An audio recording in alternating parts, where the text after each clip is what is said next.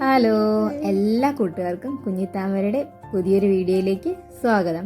അപ്പോൾ ഇന്നത്തെ വീഡിയോ പച്ചക്കറികൾ എങ്ങനെ പ്രിസർവ് ചെയ്ത് ദീർഘകാലം സൂക്ഷിക്കാം എന്നുള്ളതാണ്. നമ്മളൊക്കെ പച്ചക്കറികൾ വീട്ടിൽ വാങ്ങിക്കാറുണ്ട്, 2 ദിവസം ആകുമ്പോഴത്തേനും അത് കേടായി പോകും അല്ലേ. അപ്പോൾ ഇങ്ങനെ ചെയ്തു വെച്ചാൽ നിങ്ങൾക്ക് പച്ചക്കറികൾ കേടാകാതെ വളരെ കാലം സൂക്ഷിക്കാൻ സാധിക്കും. ഇതേപോലെ ഞാൻ പ്രിസർവ് ചെയ്ത് സൂക്ഷിച്ചിട്ടുള്ള സാധനങ്ങളാണിതൊക്കെ. പട്ടാണിക്കടല, ചോളം, ക്യാരറ്റ്, മത്തങ്ങ, അതേപോലെ നാളികേരം, ചീര ഒക്കെ. അപ്പോൾ ഇതെങ്ങനെയാണ് ചെയ്യണേന്ന് നമുക്ക് നോക്കിയാലോ. പച്ചക്കറികളൊക്കെ എപ്പോഴും എല്ലാ പച്ചക്കറികളും നമുക്ക് കിട്ടുന്ന സ്ഥലങ്ങളാണ്. നമുക്ക് ഇങ്ങനെയൊന്നും സൂക്ഷിക്കേണ്ട ആവശ്യമൊന്നുമില്ല, നമുക്ക് ഫ്രഷ് ആയിട്ടുള്ളത് കിട്ടും. എല്ലാ സ്ഥലങ്ങളിലും ഒന്നും കിട്ടത്തില്ല. ചില പച്ചക്കറികളൊക്കെ നമുക്ക് സീസണിലായിട്ട് മാത്രമേ കിട്ടത്തുള്ളൂ. ആ സമയത്തായിരിക്കും നമുക്ക് കുറേ പച്ചക്കറികൾ. പക്ഷേ അതിൻ്റെ സീസൺ കഴിയുമ്പോഴത്തേനും അതിന് നല്ല വിലയൊക്കെ, നമുക്കതൊക്കെ ഒഴിവാക്കാൻ പറ്റും. നമ്മുടെ വീട്ടിലൊക്കെ പച്ചക്കറികൾ വാങ്ങിച്ചു കഴിഞ്ഞാൽ 1-2 ദിവസത്തിനുള്ളിൽ നമ്മൾ ആദ്യം വെക്കുന്ന കറി എന്താണെന്ന് വെച്ച് കഴിഞ്ഞാൽ സാമ്പാറോ അവിയലൊക്കെ ആയിരിക്കും. എന്താണെന്ന് വെച്ച് കഴിഞ്ഞാൽ വേഗം തന്നെ ഇതൊക്കെ ചീത്തയായി പോകുന്നുള്ളതുകൊണ്ട്. അപ്പോൾ ഇനി അങ്ങനെ പേടിക്കണ്ട. നിങ്ങൾ ഇങ്ങനെ ചെയ്ത് വെക്കുകയാണെങ്കിൽ നിങ്ങൾക്ക് എപ്പോൾ വേണമെങ്കിലും ഇഷ്ടം പോലെ സാമ്പാറോ അവിയലൊക്കെ ഉണ്ടാക്കാം കേട്ടോ. ഇനിയിപ്പോൾ ഞാനിവിടെ കാണിച്ചു തരുന്നത് പച്ചപ്പയർ, ക്യാരറ്റ്, മത്തങ്ങ, കോളിഫ്ലവർ ഇതൊക്കെ എങ്ങനെ പ്രിസർവ് ചെയ്യാം എന്നുള്ളതാണ്. അപ്പോൾ നമുക്ക് വീഡിയോയിലേക്ക് പോയാലോ. പ്രിസർവ് ചെയ്യുന്നതിലെ ആദ്യത്തെ സ്റ്റെപ്പ് എന്ന് പറയുന്നത് ബ്ലീച്ചിങ് ആണ്. അപ്പോൾ അതെങ്ങനെ ചെയ്യാം, അപ്പോൾ എന്തിനാണത് ചെയ്യണത്, അപ്പോൾ അതിനെക്കുറിച്ചുള്ള വിശദമായിട്ടുള്ള കാര്യങ്ങളാണ് ഇനി പറയാൻ പോകുന്നത്. ഒരിക്കലും നമുക്ക് ഒഴിവാക്കാൻ പറ്റാത്തൊരു സ്റ്റെപ്പാണിത്. ഒരിക്കലും നിങ്ങളിത് ഒഴിവാക്കില്ല. അപ്പോൾ അതെന്താണെന്ന് നിങ്ങൾക്ക് ഈ വീഡിയോ കാണുമ്പോൾ മനസ്സിലാകും.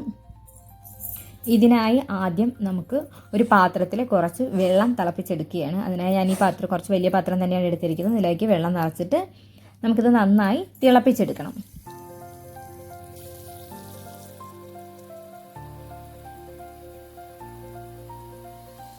തിളയ്ക്കുന്ന സമയം കൊണ്ട് നമുക്ക് പച്ചക്കറികളൊക്കെ മുറിച്ച് വൃത്തിയാക്കി എടുക്കാം. അപ്പോഴേക്കും വെള്ളം തിളയ്ക്കും.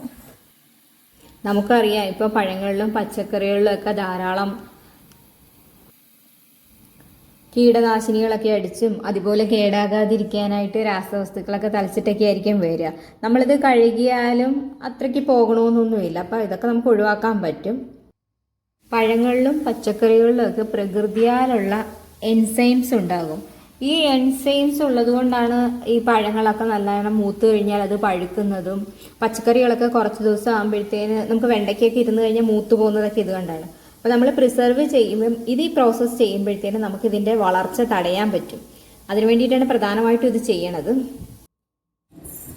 ഇതിലുള്ള ബാക്ടീരിയകൾ ഇത് പെട്ടെന്ന് തന്നെ പഴങ്ങളും പച്ചക്കറികളൊക്കെ കേടാകാനും കാരണമാവും. നമ്മൾ ബ്ലീച്ചിങ് ചെയ്യുന്ന വഴി നമുക്ക് ബാക്ടീരിയ ഇല്ലാതാക്കാനും സാധിക്കും. ഞാനിപ്പോൾ ഇവിടെ ഒരു മത്തങ്ങയാണ് എടുത്തിട്ടുള്ളത്. അപ്പം നമ്മൾ മത്തങ്ങ മുറിച്ച് കഷ്ണങ്ങളാക്കി, നമുക്കിപ്പോൾ അവിയലിനാണോ സാമ്പാറിനാണോ അത് നമ്മുടെ ആവശ്യത്തിനനുസരിച്ച് വലിപ്പത്തിലുള്ള കഷ്ണങ്ങളായിട്ട് മുറിച്ചെടുക്കുക. അതേപോലെ ക്യാരറ്റ് എടുക്കുമ്പോൾ അതിൻ്റെ പുറമേയുള്ള തോല് ചീകി കളഞ്ഞിട്ട് വേണം എടുക്കുക. തോല് കളഞ്ഞതിന് ശേഷം നമുക്ക് ആവശ്യമുള്ള വലിപ്പത്തിന് ചെറിയ കഷ്ണങ്ങളായിട്ട് മുറിച്ചെടുക്കാവുന്നതാണ്. ഞാൻ ക്യാരറ്റും മത്തങ്ങയൊക്കെ അരിഞ്ഞെടുത്തിട്ടുണ്ട്. ഇനി അടുത്തതായിട്ട് പച്ചപ്പയറാണ്. പച്ചപ്പയർ കുറച്ച് വലിപ്പത്തിൽ, ഇപ്പോൾ നിങ്ങൾക്ക് ചെറിയ കഷ്ണങ്ങളായിട്ടാണ് വേണമെങ്കിൽ അതേപോലെ മുറിച്ചെടുക്കാം. അപ്പോൾ അതും കഴുകി മുറിച്ചെടുക്കുക. എല്ലാ പച്ചക്കറികളും കഴുകി മുറിച്ച് വെച്ചിരിക്കുന്നതാണിത്. നമ്മൾ കഷ്ണങ്ങളൊക്കെ നുറുക്കി വെച്ചപ്പോഴേക്കും നമ്മുടെ വെള്ളം നന്നായിട്ട് വെട്ടി തിളച്ചിട്ടുണ്ട്. ഇതിലേക്ക് നമുക്ക് 1 ടീസ്പൂൺ ഉപ്പും 1/4 ടീസ്പൂൺ പഞ്ചസാരയാണ് ഇട്ട് കൊടുക്കേണ്ടത്.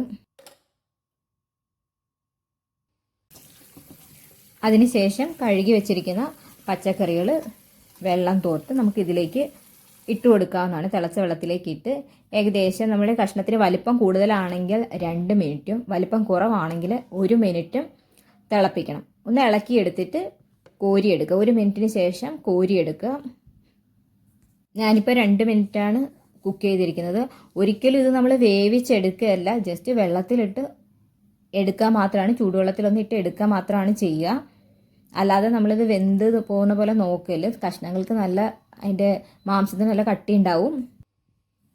മത്തങ്ങ കോരി മാറ്റിയതിന് ശേഷം അതേ വെള്ളത്തിലേക്ക് നമ്മൾ കഴുകി വെച്ചിരിക്കുന്ന ക്യാരറ്റാണ് ഇട്ട് കൊടുക്കുന്നത്. ക്യാരറ്റും ഇതേപോലെ, ഇതിപ്പോൾ ചെറിയ കഷ്ണമായ കാരണം 1 മിനിറ്റ് മാത്രമാണ് വെള്ളത്തിലിട്ട് തിളപ്പിക്കുന്നത്. 1 മിനിറ്റ് ഇട്ടതിന് ശേഷം അതും ഇതുപോലെ കോരി മാറ്റുക. ഇത് വെള്ളത്തിൽ നിന്ന് നമ്മൾ കോരി ഇടേണ്ടുന്നത് അരിപ്പയുള്ളത് നമ്മൾ വെള്ളം അരിച്ചെടുക്കാൻ വേണ്ടിയിട്ടാണ്. വെള്ളം നനവ് ഉണ്ടാവാൻ പാടില്ല. അപ്പോൾ ഇതുപോലെ അരിപ്പയുള്ള പാത്രത്തിലാണ് നമ്മൾ എടുക്കേണ്ടുന്നത്. ഇതേ രീതിയിൽ തന്നെ പയറും വെള്ള 1 മിനിറ്റ് ഇളക്കിയതിന് ശേഷം കോരിയെടുത്ത് ഇതുപോലെ വെള്ളം തോരാനായിട്ട് വെക്കുക. ഇതേപോലെയുള്ള അരിപ്പ പാത്രത്തിൽ വേണം എടുത്ത് വെക്കാനായിട്ട്. അടുത്തതായി ഇനി നമുക്കിതൊന്ന് ഉണക്കിയെടുക്കുക വേണ്ടത്. ഉണക്കിയെടുക്കുക എന്ന് വെച്ച് കഴിഞ്ഞാൽ ഇതിലെ വെള്ളം നനവ് പൂർണ്ണമായും മാറ്റിയെടുക്കുക. അതിനായി ഇതേപോലെ ഒരു ട്രേ ആണ് ഞാൻ എടുത്തിരിക്കുന്നത്. ട്രേയിലേക്ക് കട്ടിയുള്ള നല്ല കോട്ടൻ്റെ തുണി വിരിച്ചതിന് ശേഷം വെള്ളം പോയതിന് ശേഷം വേണം മാത്രം ഇതിലേക്ക് നിരത്തിയിട്ട് കൊടുക്കുക. നന്നായിട്ട് നിരത്തിയിട്ട് കൊടുക്കുക. അതേ രീതിയിൽ തന്നെ മറ്റ് പച്ചക്കറികളും നിരത്തിയിടുക. നമ്മൾ എല്ലാ പച്ചക്കറികളും ഒരേ രീതിയിലല്ല ബ്ലീച്ച് ചെയ്യുക. ഇപ്പം കോളിഫ്ലവർ, ബ്രൊക്കോളി ഇതൊക്കെ ചെയ്യുന്നതിൽ കുറച്ച് വ്യത്യാസമുണ്ട്. കുരുവും നന്നായിട്ട് അതിൻ്റെ പാട കളഞ്ഞ് പുറത്തുള്ള പാട കളഞ്ഞതിന് ശേഷം വെയിലത്ത് വെച്ച് നന്നായിട്ട് ഉണക്കി അതിൻ്റെ ഈർപ്പമൊക്കെ കളഞ്ഞ് കവറിലിട്ട് ഫ്രീസറിൽ സൂക്ഷിച്ചു കഴിഞ്ഞാൽ നമുക്കതൊരിക്കലും കേടാകാതെ കുറേ കാലം നമുക്കത് ഉപയോഗിക്കാൻ പറ്റും. ആരും വെള്ളത്തിലിട്ട് വേവിച്ചെടുക്കൽ, ജസ്റ്റ് വെള്ളത്തിലിട്ട് എടുക്കുക മാത്രമേ ചെയ്യുക. ഇതിൻ്റെ ദശയ്ക്കൊക്കെ നല്ല കട്ടി ഉണ്ടാവും. അതിൻ്റെ കളറൊന്നും ഒരു മാറ്റവും വരില്ല. അപ്പോൾ ഇതേ രീതിയിൽ വേണം ചെയ്യാനായിട്ട്. അടുത്തതായിട്ട് നമുക്ക് ബ്രൊക്കോളി എങ്ങനെയാണ് ബ്ലീച്ച് ചെയ്യാൻ നോക്കാം. അപ്പോൾ ആദ്യം തന്നെ ബ്രൊക്കോളി മുറിച്ച് ഇതുപോലെ വലിയ കഷ്ണങ്ങളായിട്ട് മുറിച്ചെടുക്കുക. മുറിച്ചെടുത്തതിന് ശേഷം നന്നായിട്ട് കഴുകിയെടുക്കുമ്പോൾ നമ്മൾ ശ്രദ്ധിക്കണം, പ്രത്യേകം ചെറിയൊരു ചൂടുവെള്ളത്തിൽ വേണം ഇത് കഴുകിയെടുക്കാനായിട്ട്. ഇതിൽ ചെറിയ പുഴുവൊക്കെ ഉള്ളിലുണ്ടാവും. അപ്പോൾ അതുകൊണ്ട് പ്രത്യേകം ശ്രദ്ധിക്കണം. ഒന്ന് ചെറിയ ചൂടുവെള്ളത്തിൽ കഴുകുക.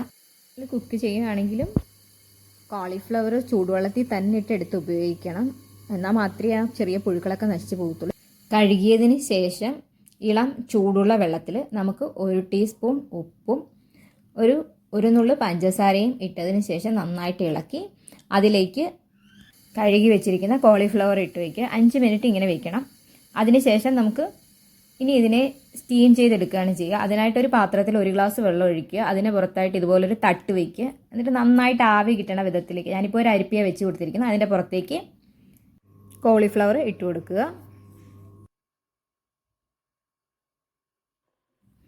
ഇനി ഇത് അടച്ച് വെച്ച് 2 മിനിറ്റ് ആവി കയറ്റുക. 2 മിനിറ്റ് ആവി കയറ്റിയതിന് ശേഷം നമുക്കിത് പുറത്തെടുക്കാവുന്നതാണ്. നന്നായിട്ട് നമുക്ക് അടച്ച് വെച്ച് 2 മിനിറ്റ് ആവി കയറ്റിയെടുക്കാം. ഇപ്പോൾ 2 മിനിറ്റ് കഴിഞ്ഞിട്ട് നമുക്കിത് തുറന്ന് നോക്കുമ്പോൾ അവസ്ഥയാണിത്. നന്നായിട്ട് കോളിഫ്ലവറൊക്കെ നന്നായിട്ട് ആവി കയറിയിട്ടുണ്ട്. ഇനിയിപ്പോൾ ഇത് നമുക്ക് ഇതിനെ പുറത്തെടുത്ത് നമ്മൾ പച്ചക്കറികളൊക്കെ ചെയ്ത പോലെ തന്നെ ഒരു കോട്ടൺ തുണിയിലേക്ക് ഇട്ട് കൊടുക്കാവുന്നതാണ്. കുറച്ച് നേരം ഇങ്ങനെ തണുക്കാനായിട്ട് ഇടണം. ഇതിൻ്റെ ചൂടൊക്കെ മാറി ഇതിലെ ഈർപ്പമൊക്കെ മാറി കിട്ടാൻ വേണ്ടിയിട്ടാണ് ഇങ്ങനെ ചെയ്യുന്നത്. അധികമുള്ള ഈർപ്പം നമുക്ക് ടിഷ്യൂ പേപ്പറോ വേറൊരു കോട്ടൻ്റെ തുണി ഉപയോഗിച്ചോ ഒപ്പിയെടുക്കാവുന്നതാണ്. അതിനുശേഷം മാത്രമേ പാക്ക് ചെയ്യാൻ പാടുള്ളൂ. ഇപ്പം നമ്മുടെ ബ്ലീച്ചിങ് കഴിഞ്ഞിട്ടുണ്ട്. ഇനി നമുക്ക് ഇതൊക്കെ പാക്ക് ചെയ്യാം. പാക്ക് ചെയ്യാനായിട്ട് പ്രത്യേകം ശ്രദ്ധിക്കണം. നല്ല സിപ്പ് ലോക്ക് ബാഗ് സൂപ്പർ മാർക്കറ്റിൽ നിന്നൊക്കെ കിട്ടുന്നതാണ്. ഇതില്ലാന്നുണ്ടെങ്കിൽ നല്ല എയർ ടൈറ്റ് ആയിട്ടുള്ള കണ്ടെയ്നറുകളായാലും മതി. അതേപോലെ തന്നെ ചെറിയൊരു ട്യൂബ് വേണം. ഞാനിപ്പോൾ എടുക്കുന്നത് വാട്ടർ ബോട്ടിലിൻ്റെ ഉള്ളിലുള്ള ഈ ട്യൂബാണ്. ഇതിലധികമുള്ള എയർ നമുക്ക് പുറത്ത് കളയാൻ വേണ്ടിയിട്ടാണ് ഇത് ഉപയോഗിക്കുന്നത്. ഇനി നമുക്ക് പച്ചക്കറികൾ ഓരോ ചെറിയ സിപ്പ് ലോക്ക് ബാഗുകളിലേക്കായിട്ട് നിറച്ചു കൊടുക്കാം. ഇപ്പോൾ 1 or 2 ഇതിൻ്റെ ആവശ്യത്തിനനുസരിച്ച് മാറ്റി കൊടുക്കാവുന്നതാണ്. ഞാനിപ്പോൾ ഓരോ പച്ചക്കറികൾ കുറച്ച് മാത്രമായിട്ടാണ് എടുത്ത് പാക്ക് ചെയ്യുന്നത്. ചെറിയ ബാഗായതുകൊണ്ടാണ് അങ്ങനെ.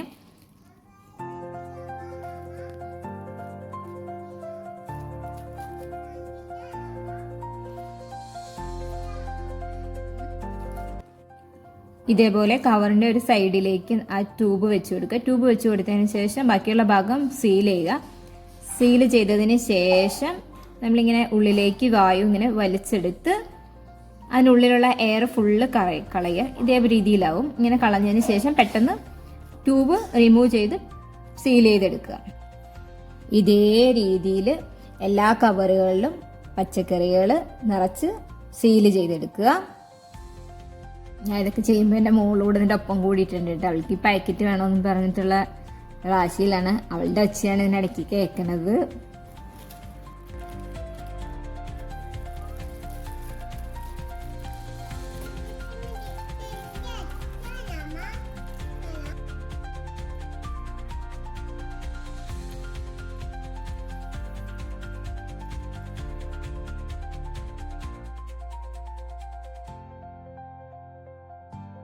അപ്പോൾ നമ്മുടെ പാക്കിംഗ് ഒക്കെ കഴിഞ്ഞിട്ടുണ്ട്.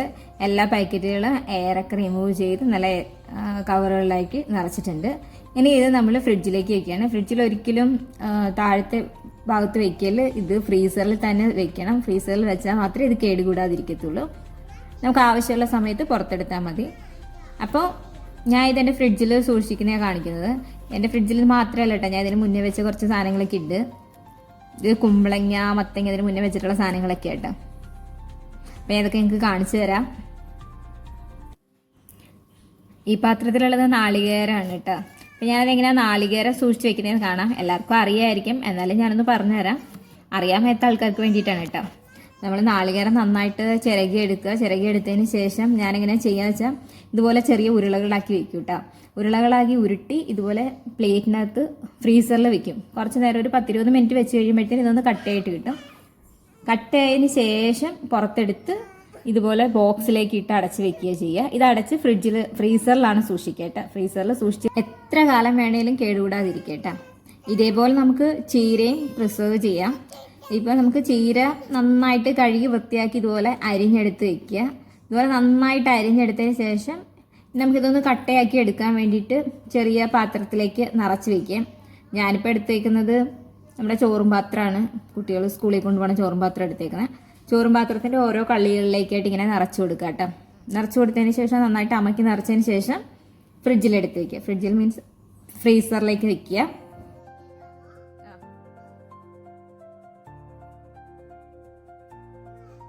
പത്ത് 20 മിനിറ്റ് കഴിഞ്ഞ് നമുക്ക് പുറത്തെടുത്ത് കഴിഞ്ഞാൽ നല്ല കട്ടയായിട്ട് കിട്ടും കേട്ടോ.